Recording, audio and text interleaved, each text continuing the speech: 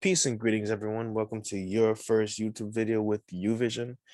Trust me, it's your first. I've made a bunch. I've been deleting them. I'm still deleting them. And yeah, this is your first YouTube video with me, with Vision. Welcome. Yes, excuse the name. Nobody else had the name. I like the name. I came up with the name. I went with it. I've been procrastinating for 2 months now. So here I am. Welcome to Vision. Thank you, thank you, thank you, thank you. So, basically, this channel will be mainly about different things that interest me, different articles. I'm pretty much a nerd. I love my crypto. I want to keep up with the politics, with everything that's going on.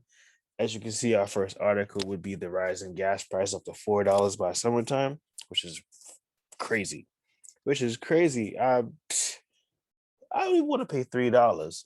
Now we got to go to $4.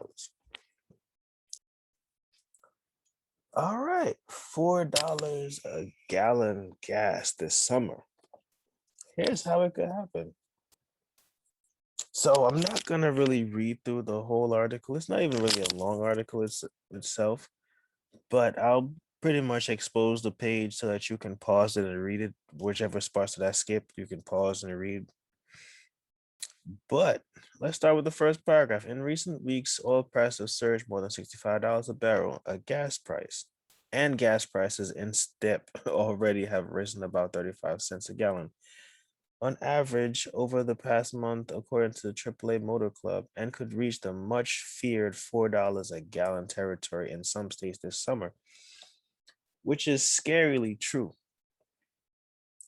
The rise of gasoline prices across the United States has been ramping up in recent weeks, but it appears that the industry executives are still reluctant to pump more oil out of the ground.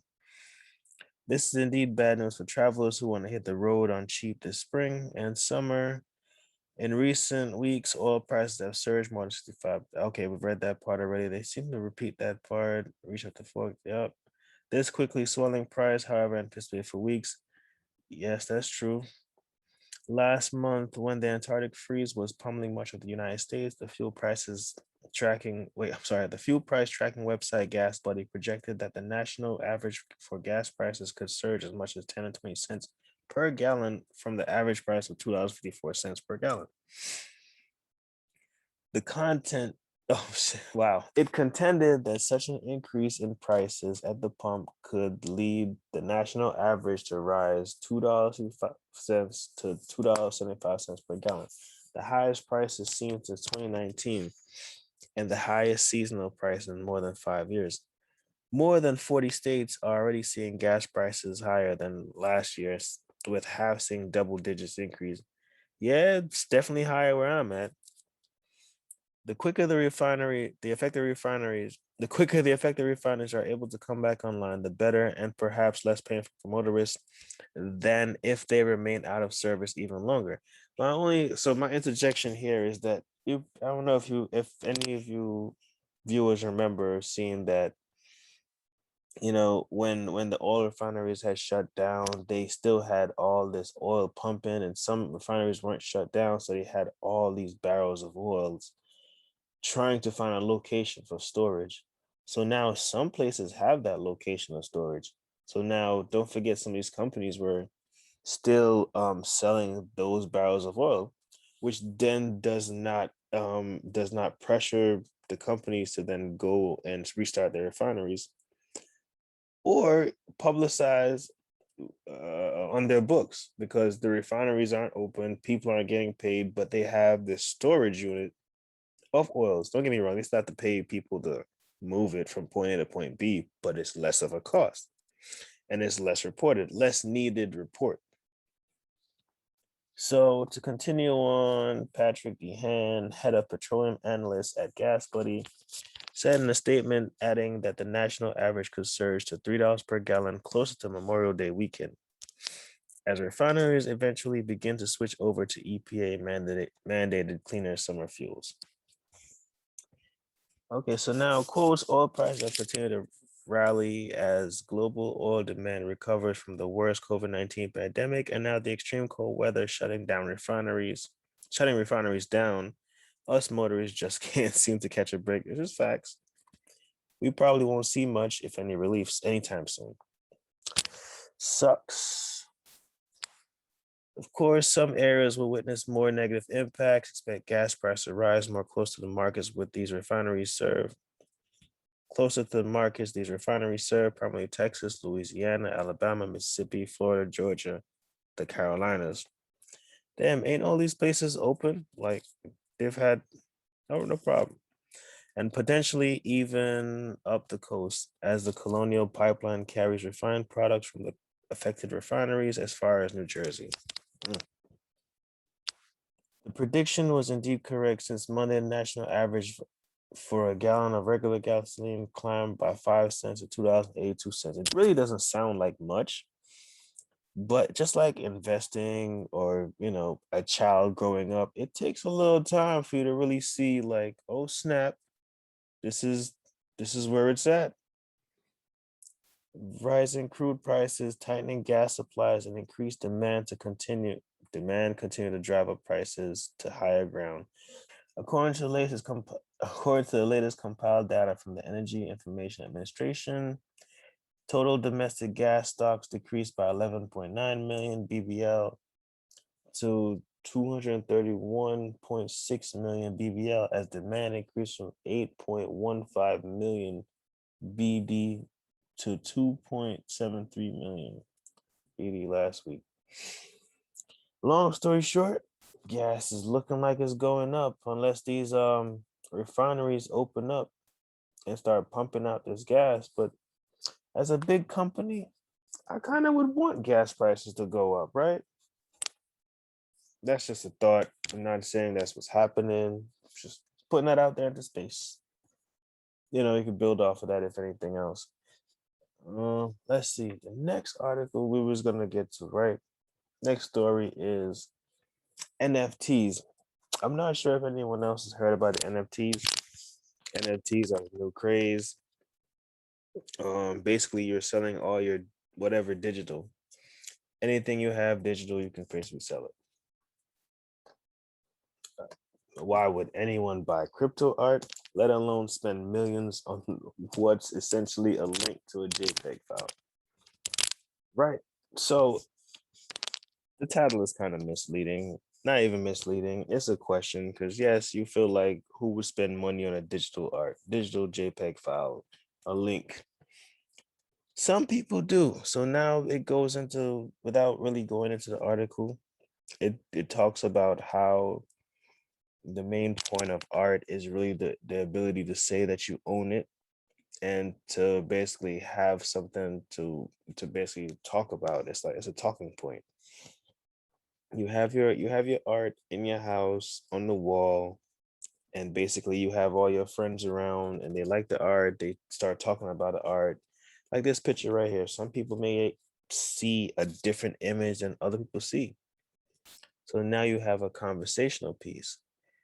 And now with the NFT, what it's allowing you to do is have a digital ownership value on, let's say, a photographer, which also leads to my next one.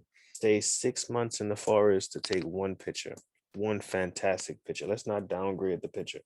It's a fantastic, worthwhile picture. Now, some of these photographers are able to then publicize, sell these digital assets on the NFT platform, whichever one that you may choose. There's a couple of them now. Whichever one you may choose. So now, from what I'm reading, some may even, after you sell it to one, the other person wants to sell it to someone else. Without getting into detail, you're able to get royalties. This is one of the one. This is one of the Here we go. March 11th, Beepler, a computer science graduate whose name is Mike Welcome, auctioned a piece of crypto art Christie's for $69 million. Lo and behold, he got it. He got it. Here it is. Art is inherently social. It might be helpful. Okay, let's, before skipping. The winner is now named in a digital record that confers ownership. This record, called a non-fungible token or NFT, is stored in a shared global database. This database is decentralized using blockchain so that no single individual or company controls the database. As long as a specific blockchain survives in the world, anyone can read or access it and no one can change it. But ownership of a crypto art confers no actual right other than being able to say that you own the work. You don't own the copyright, you don't get a physical print, and anyone can look at the image on the web. There is merely a record in the public database saying that you own the work. Really, it is you own the work at a specific URL. Really, it says you own the work at a specific URL. So why would anyone buy crypto art, let alone spend millions on it? Art is inherently social. It might be helpful to think about crypto art in the context of why people buy original works of art. Some people buy art for their homes, hoping to incorporate into their living spaces for pleasure and inspiration. But art also plays many important social roles. The art in your home communicates with your interests and tastes. Artwork can spark conversations. Whether you're in museums or homes, people form communities around their works of passion, around their passion for the arts. Whether it's through museums and galleries or magazines and websites, buying work supports the arts and artists. Artists and art. Then there are collectors. People get into collecting all sorts of things: model trains, commemorative plates, rare. There, then there are collectors. People get into collecting all sorts of things: models, trains, commemorative plates, rare venom, LPs, sport memorabilia, and like other collectors. Art collectors are passionate about trying to hunt down those rare pieces. So then if you could go down, we also have someone here. You can build your own. Oh, here it is. Is crypto art really that different? I really want to get down to here to Miss Al Simpson, but we'll start up here. If you look at the reason people buy art, only one of them buying art for your home has to do with physical work. Every other reason for buying art that I listed also could apply to crypto art. Could apply to crypto art. You can build your own virtual gallery online and share it with other people online. You can convey your tastes and interests through your virtual gallery and support artists by buying their work. You can participate in community. Some crypto artists who have felt excluded by mainstream world who have felt excluded by the mainstream art world say they have found more support in the crypto community and can now earn a living making art.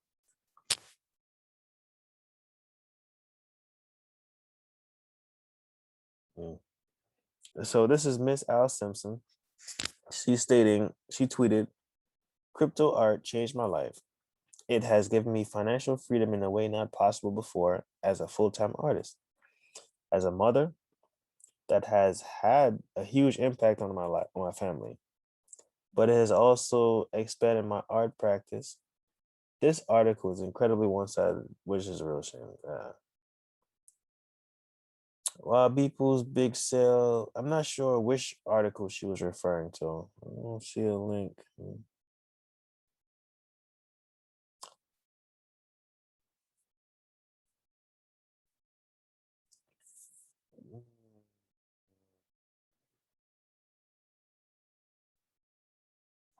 Ah, so I'm not sure if anyone remembers the time when they had the banana taped to the wall, and then the guy, it was an art piece that sold for let's see how much it was sold for. It sold the banana tape for six figures. They didn't really sell it. They didn't give it an amount. The value of the work was not in the banana or duct tape and the way it was attached, but the story and the drama around the work again. The work. Again, the buyers weren't really buying a banana, they were buying the right to say they owned the artwork. Which got 8. Okay. Depending on your point of view, crypto art could be the ultimate manifestation of conceptual arts separation of the work of art from physical object. It is pure conceptual abstraction applied to ownership.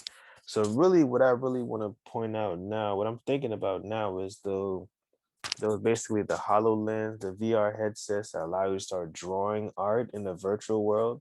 So now you start actually making virtual worlds. Now that I can see NFTs, you could sell that. So now, oh yes, they also had so I know Jack Dorsey sold his tweet. I think it's also in this article as well. Let's see. If you didn't know, okay, I found it. But if you didn't know, I'm using the Mac, so Command F will pull up the little find search bar. Jack Dorsey already looked it up. So you see Jack Dorsey right here, right? Let's start from the pack up. And in the crypto world, we're seeing highly volatile prices and sudden frenzy of interest and huge sums being paid for things that seem on the surface not to have slightest bit of value at all. Such as the 2.5 million bid to own Jack Dorsey's first tweet, or even $1,000 bid on a photo of a cease and desist letter about NFTs. And also, just to bring up, Elon Musk also made a music a track about NFTs. He's trying to sell that too. So it's like, and then don't forget these celebrities are really gonna make the money. So if a celebrity's broke right now, and they still have some kind of popularity, they can start selling everything, selling whatever, whatever. Like now they could. It's gonna fund so many popular YouTube stars to make some money. Man, that's gonna be crazy. This is gonna be a run for your run for your money. Haha. Driven by speculation, also worth noting that the winner of people's auction seemed heavily invested in such a crypto art success of crypto art. Okay, so if he's heavily invested in the success of crypto art, that may be a reason why it was such a high bid. There have been lots of bubble tulip cards, baseball, they're flying off shelves. Crypto artists, I do believe the art is fundamentally social activity, social lives, and sense and badge. Okay. So, boom, right? So, next, right? So, I actually wanted to, just in case, yes. So, my next article, right, is what is an NFT and why should photographers care? I mean, I think photographers should care a boatload because photographers are putting, well, all right, there are some photographers who go out in the forest, wilderness, Antarctica, spend weeks, months, maybe even years out there to take a couple of pictures that's amazing, and then we can all enjoy. Do you think he deserves more than the regular paycheck, like so he can support his family? Not that the company pays for him to go out into the wilderness without his family and then come back. It's like going on a mission and coming back. But the thing is that now, instead of the money going to the photographer, well, if he still worked for the company, it wouldn't go to the photographer itself. Partial it would go to him, but the other part would go to his trip towards survival. Depending on if he's that type of photographer. I'm just using that type of photographer as an example. So now, if you can take pictures, upload them, and sell them, and even though people use the picture, you don't have to put a watermark on it. You don't have to do any of that. All you're doing is labeling your photo yours. And there are talks about royalties off these images, off these digital assets, but I haven't gotten into detail as yet with that myself. So that might be another video. So we're not really gonna go too deep into it. Actually, it's a long article. Hmm. You know what? Leave a comment if you want me to go into more detail about it. Let me know. I'll come back. But let's start off with the first one. What is an NFT? Just so you get an understanding, because we did go into it, but this gives a little more detail and in reference to photographers, because a lot of other people listening, a lot of viewers right now could be photographers. I don't know, you don't know, unless you are the photographer. What is an NFT?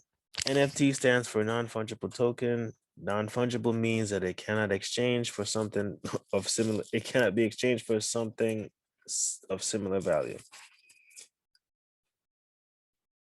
Sorry, y'all, my cat making a bunch of noise. Okay, what is an NFT?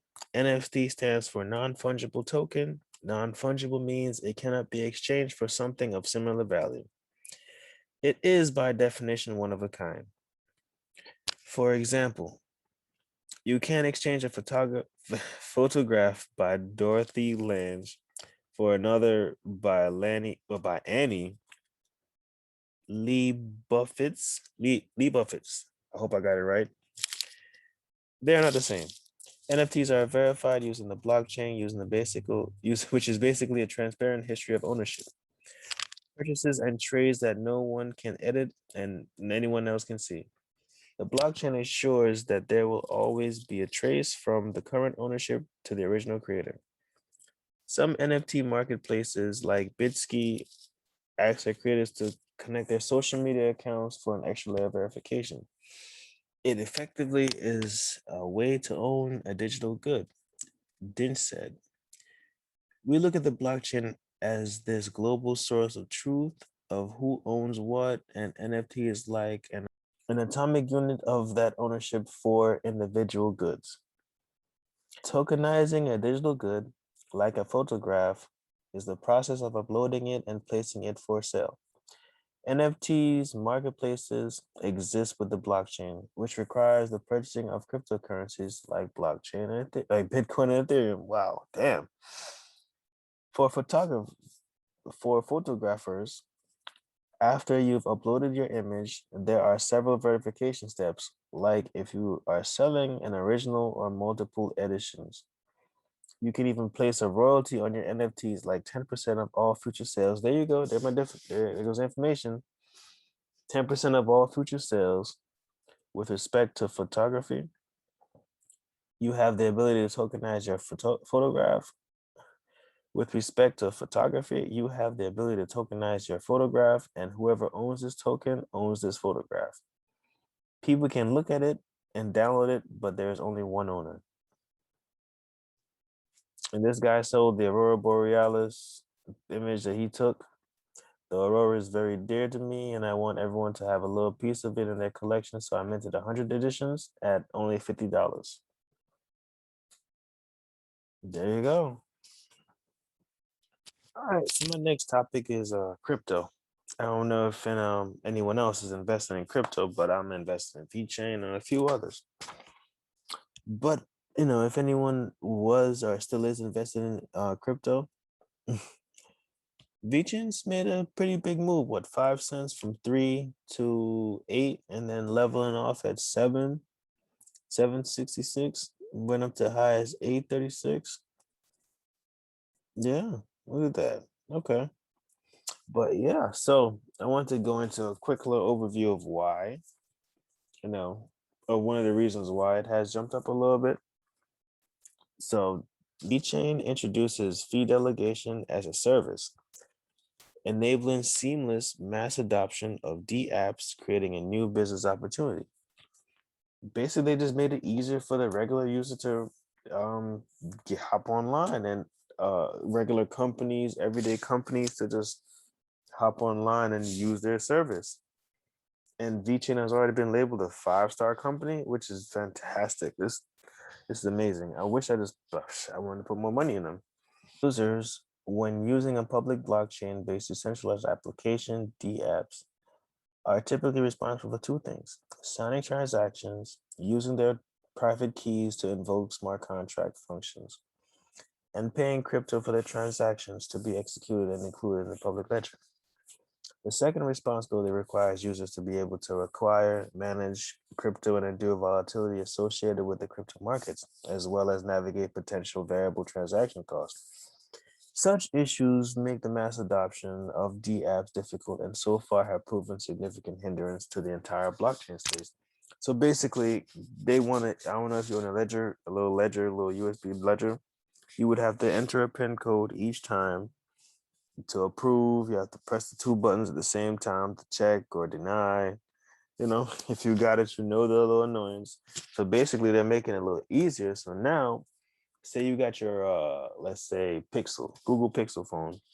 All you do is hit the fingerprint scan and you're done.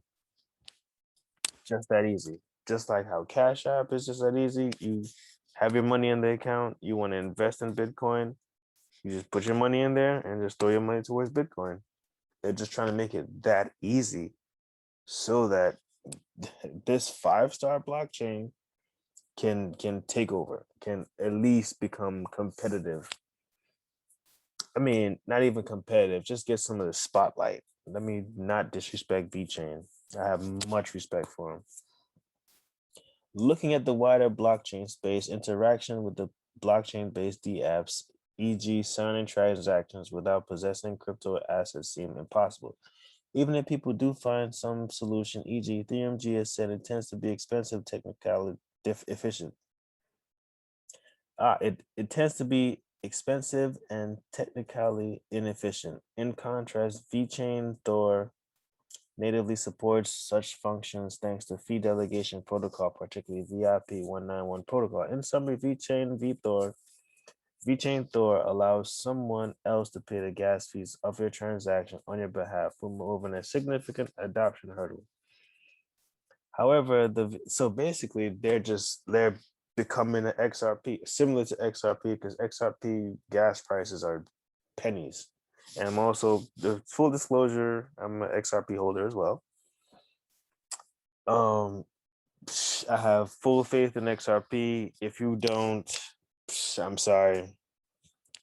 Look, I'm not gonna force you. I respect your decision, respect mine, and I appreciate that. So, but this is also what they're saying is this is some of the reasons why VeChain went up, and they're saying that, well, rumor is that Ethereum may utilize VeChain's fee delegation protocol, because the Ethereum's gas fees have become ridiculous high now. So as it becomes ridiculously high, it becomes more cumbersome, less people want to use it, and all the extra issues anyone can come up with. But now, if they partner with VeChain or utilize VeChain services, it may look a little better, or just a protocol. I'm sorry, they even serve just protocol. Shit.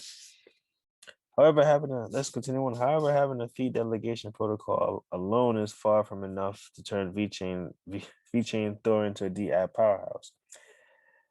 Accordingly, we are pleased to formally introduce a new infrastructure level module we call Fee Delegation as Service, DAS.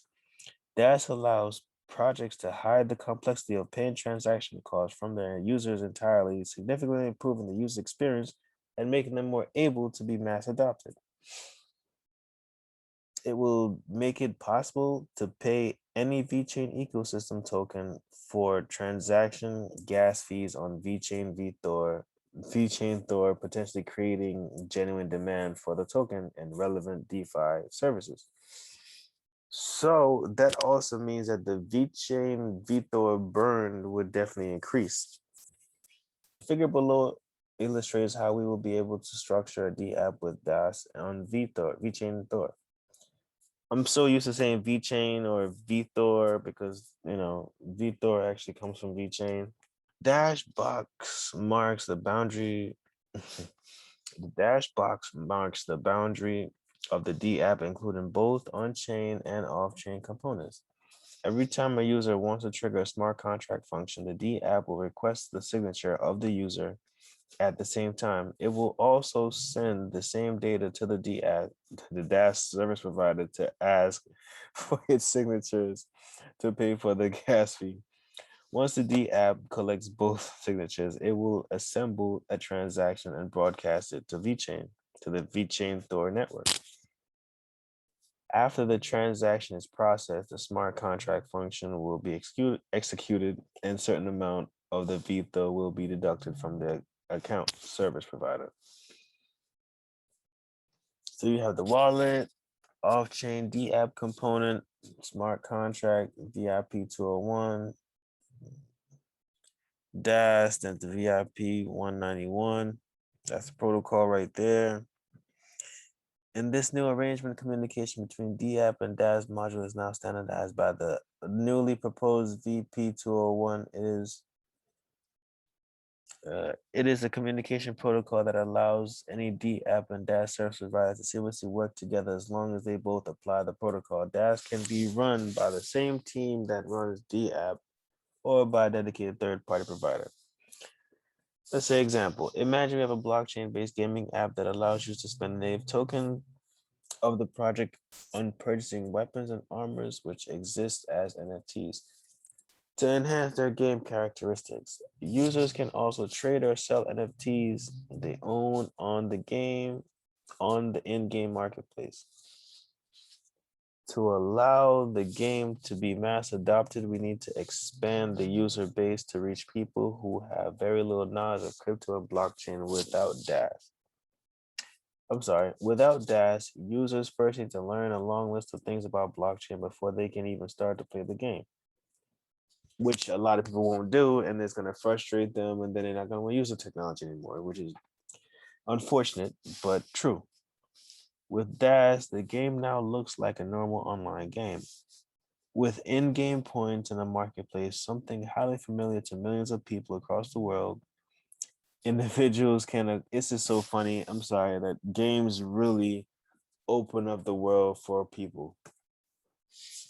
Gamify things. Look at Robinhood. They gamified the hell out of stock out of investing, and look at them. Always hitting you with these damn confetti shits. Like, oops, sorry. Cut that out. Individuals can acquire the project's native tokens through, for instance, game cards or airdrops and start to play right away. Moreover, they are guaranteed to own their in-game assets, NFTs, thanks to the immutable nature of Vechain Thor's public blockchain. So now, just remember that they now, if you forgot about, they got the damn, what's that game called? So I gotta find it first. Yes, the NFT game, yes, an NFT game almost as old as Ethereum, just resurfaced. And basically, if you thought civilization games were fun, wait until you get a load of Ethereum, the bizarre blocky realm from 2015, where anyone could become a real estate tycoon and make real money in the process. Just skip down a little bit.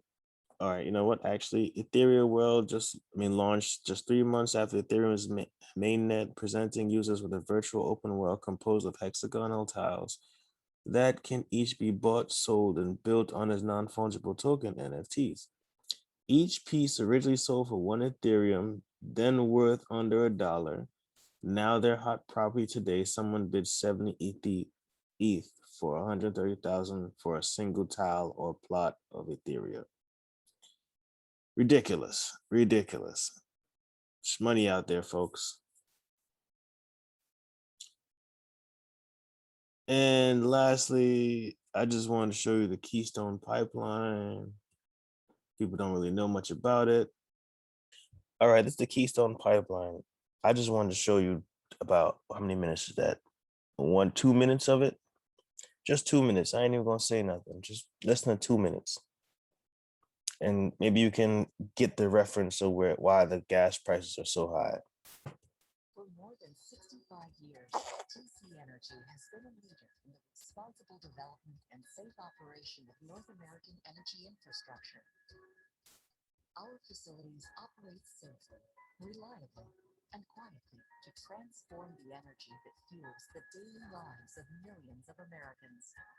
The Keystone XL pipeline offers a safe, reliable, and environmentally responsible way to deliver crude oil to markets in the United States.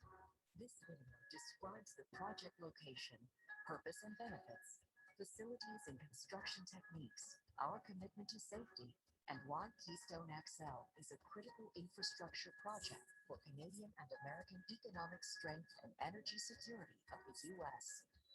Beginning in Hardisty, Alberta, the Keystone XL pipeline project will pass through the Canadian provinces of Alberta and Saskatchewan and the states of Montana, South Dakota, and Nebraska, extending south to Steel City, Nebraska.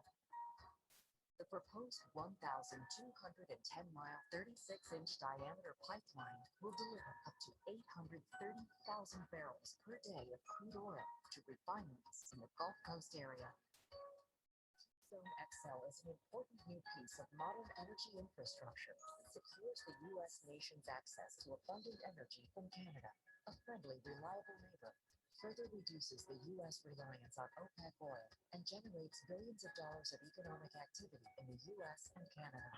Keystone XL will also create 13,200 American and Canadian high-quality, well-paying jobs throughout construction and support nearly 60,000 direct, indirect, and induced employment opportunities.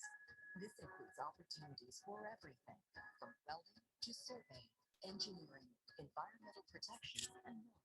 Communities along the project route will see an increase in property tax revenue during operations of Keystone XL, which will provide real, local benefits that fund the services that our communities count on.